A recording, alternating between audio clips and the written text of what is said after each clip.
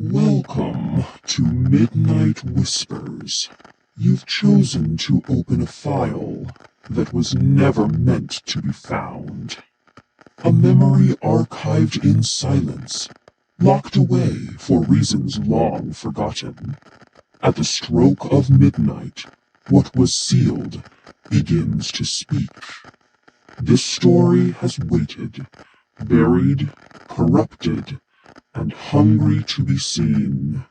Proceed, listener, but do not claim we didn't warn you.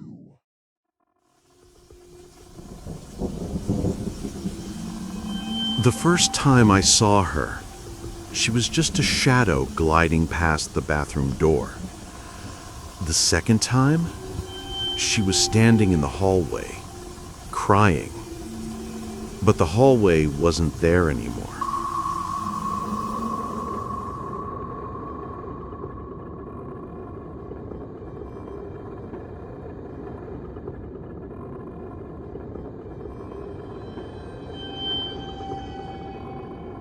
This happened last winter when I was house sitting for my aunt. She lives in one of those oddly still countryside homes, the kind shoved between thick woods and the kind of silence that doesn't feel safe. One road in, faded mailbox, no neighbors in sight. Peaceful, quiet, maybe too quiet. She had surgery scheduled in Florida and didn't want to leave her place empty. Said she'd pay me and I could work remote while I stayed. Easy decision, right? I didn't realize what she left in that house with me.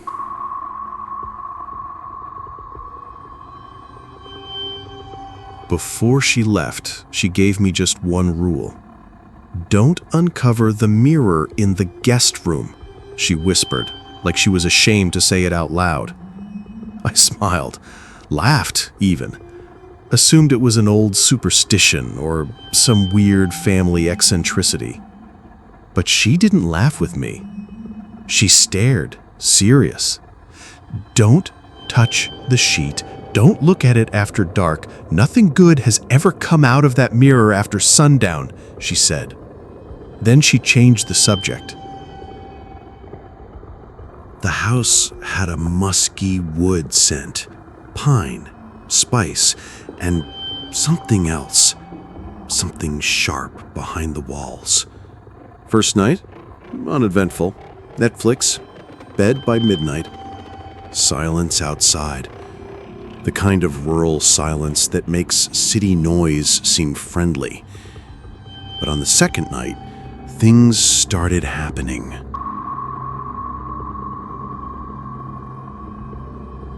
Sometime after midnight, I woke up because I heard someone crying. It was faint, muffled. A woman's voice. Not from outside, from down the hallway.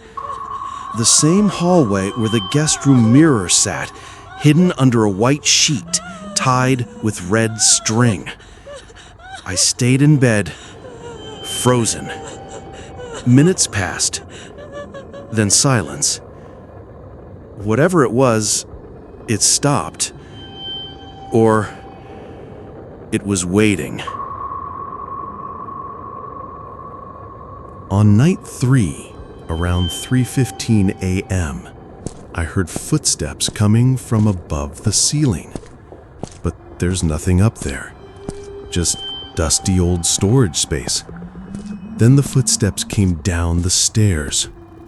One step, then another, then stillness. I locked the door, held my breath, and then I heard it.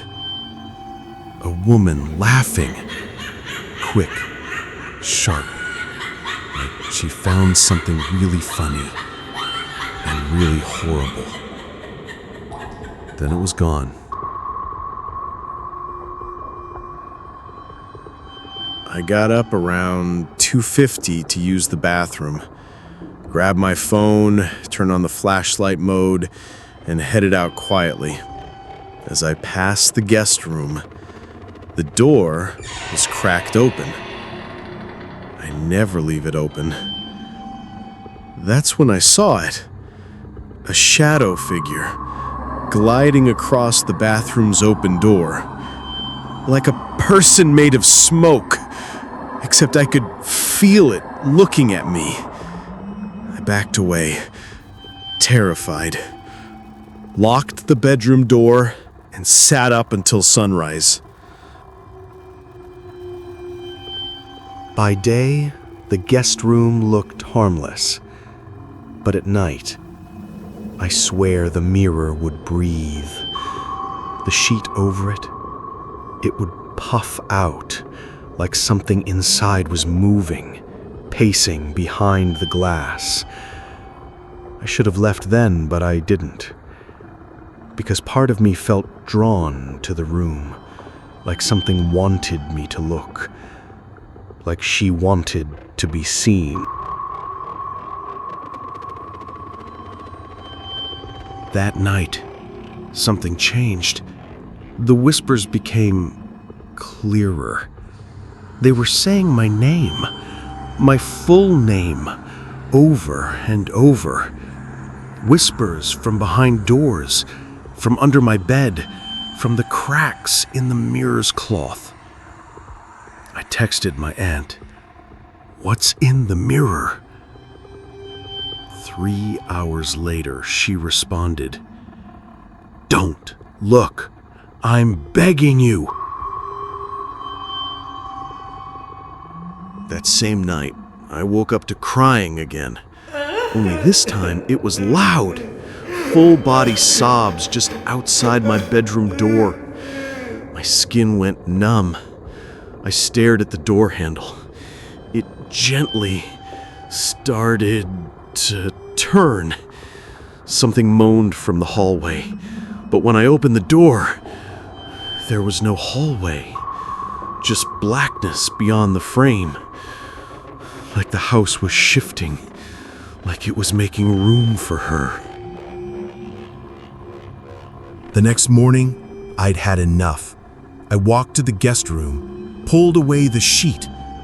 Underneath, the mirror was so clear it didn't look real. It reflected the entire room except me.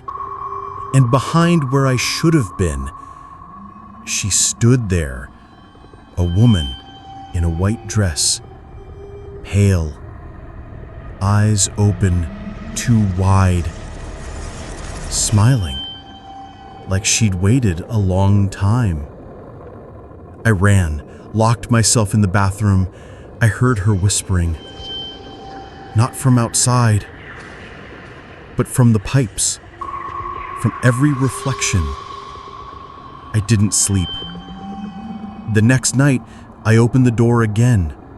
The mirror had been recovered, the red string tied again, and on the pillow in my aunt's handwriting, "You're ready now. Watch the mirror tonight." So I did. I waited outside the room, and when the clock turned 3:17, I watched. The sheet slipped off. And what I saw? She looked at me, but I didn't see myself. Not in the glass. Only her. Alone. In my place. Like I had switched sides. Like I don't belong on this side of the mirror anymore.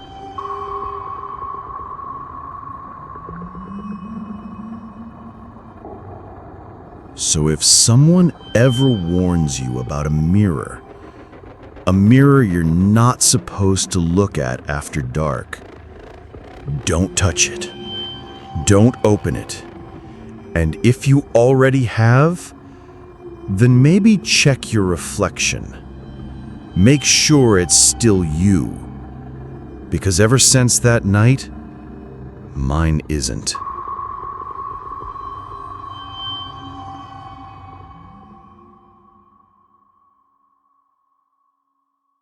Archive closed. Playback complete. But echoes echo forever. If what you heard tonight follows you, try not to speak it aloud. Words, like doors, tend to open things. And some stories are never meant to end. This whisper is finished, but midnight comes again very soon.